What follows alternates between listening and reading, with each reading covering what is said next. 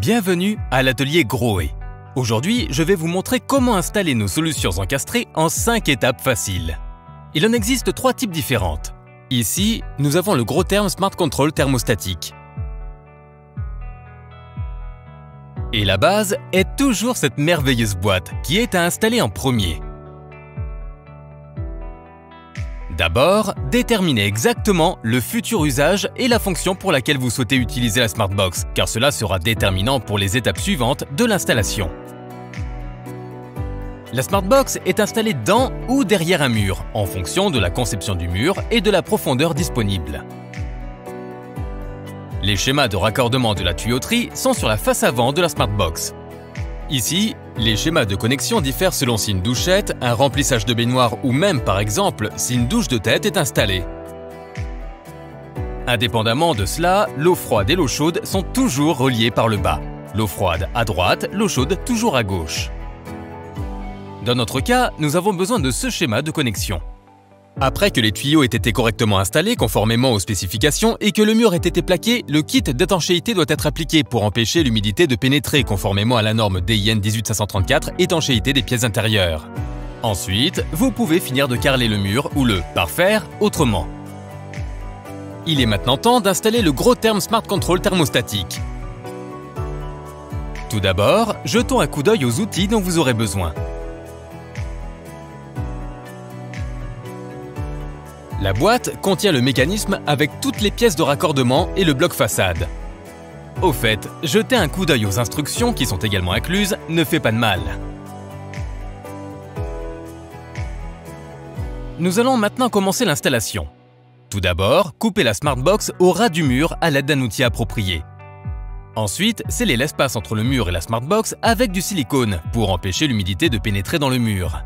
En parlant d'humidité, l'eau doit être coupée au début de l'installation. Au plus tard, au moment de retirer la cellule de mise en eau. Pour ce faire, dévissez les 4 vis de fixation durant la prochaine étape.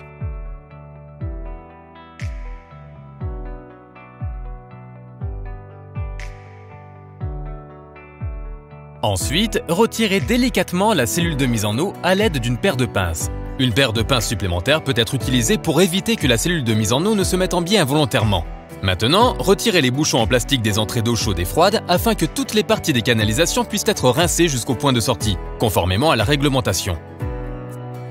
Après le rinçage, remontez la cellule de mise en eau, ouvrez l'alimentation en eau et rincez la tuyauterie.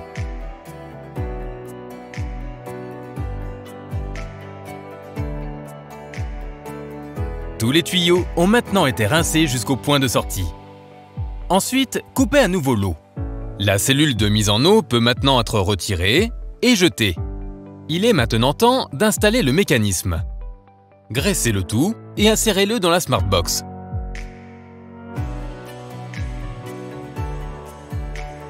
Fixez-le ensuite délicatement à l'aide de 2 vis. Le mécanisme doit encore pouvoir bouger afin que le robinet puisse être aligné précisément à l'horizontale ou même parallèlement par rapport à un joint de carrelage plus tard.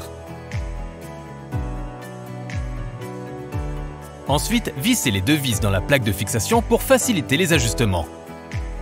Les vis doivent dépasser de la Smartbox aussi loin qu'il est nécessaire pour qu'un niveau à bulle puisse être placé dessus afin d'aligner l'unité avec précision. Le mécanisme peut ensuite être incliné jusqu'à 6 degrés dans les 2 sens, ce qui constitue un avantage majeur par rapport aux autres produits. Si le mécanisme est aligné, serrez les vis de fixation en alternant entre elles. Ensuite, vissez les 2 autres vis.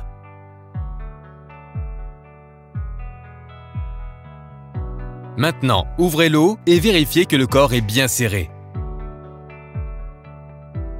Parfait. Maintenant, activez une sortie, par exemple la douchette.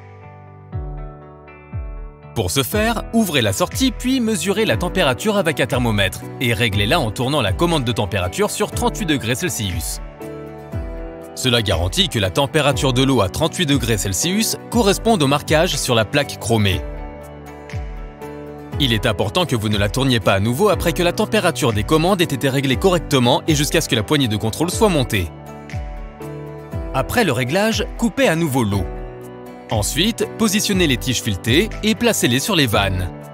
Vous devriez entendre et remarquer un léger clic en le mettant en place.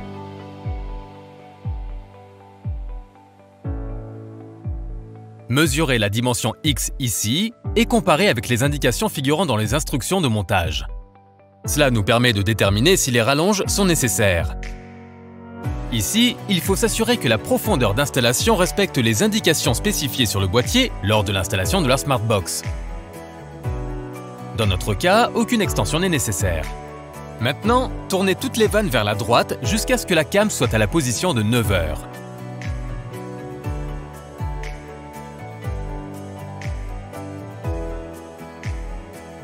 Ensuite, retirez les capuchons de protection orange de la plaque de fixation et alignez tous les boutons des vannes de manière à ce que la rainure soit dans la même position, 9 heures, que les vannes précédemment alignées, conformément aux instructions de montage.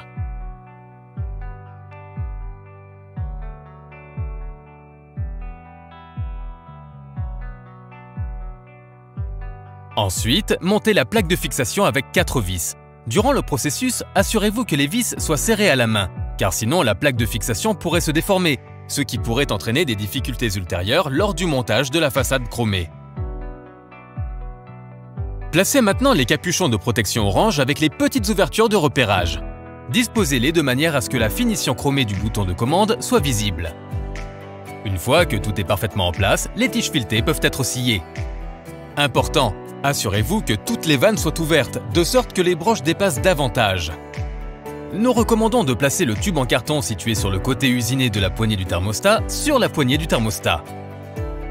Cela empêche d'endommager involontairement la poignée avec la scie lors du sciage des broches de la vanne. Les capuchons de protection et le carton peuvent maintenant être retirés. Vient ensuite la poignée de contrôle de la température. Cette dimension, X, doit être mesurée une fois et correspondre avec les instructions de montage. Cela vous permet de voir si des extensions sont nécessaires. Ensuite, tournez la poignée de contrôle de la température à 38 degrés Celsius, de sorte que le bouton soit dirigé vers le haut à 12 heures.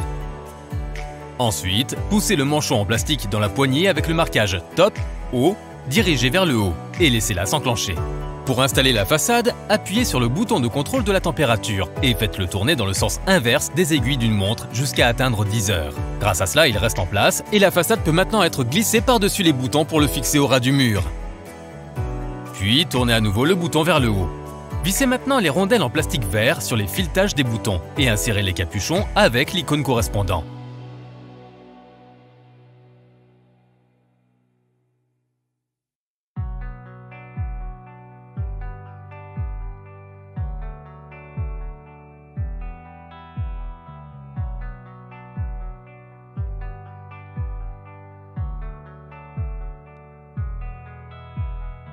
Vérifiez ensuite si elles sont bien alignées sur l'anneau vert et si, une fois fermées, les icônes sont au même niveau que les boutons.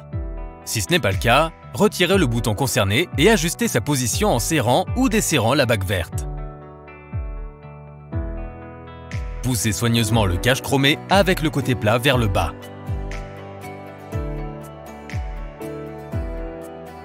C'est fait! Après avoir installé la douche, l'eau peut être rallumée et le test de fonctionnement peut être effectué.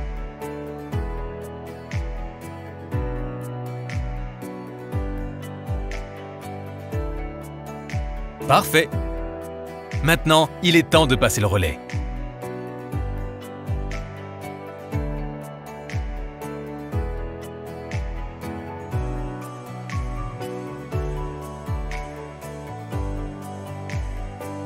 Travail terminé! Pas si difficile après tout, n'est-ce pas? Vous y arriverez également.